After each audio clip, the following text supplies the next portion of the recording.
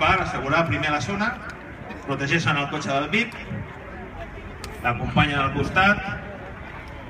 Veieu que ja està en bona forma física, perquè a vegades es foten unes bones corrades corrents darrere del vehicle. Veieu com ho controla, dona el vistiplau, avisen el cap d'escortes a l'interior de la càpsula, que serà el que definitivament obri una altra vegada la porta del VIP, que tornarà a saludar, tornarà a demanar encaixaments de mans. Molt bé, com veieu està fent una activitat típica i normal, i els escortes continuen controlant tots els seus moviments i els moviments que hi ha de la gent d'alrededor.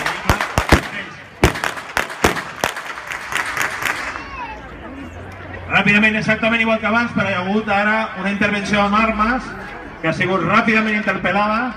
El VIP torna a sortir ràpidament de la zona, tornen a controlar a les persones que han produït l'agressió.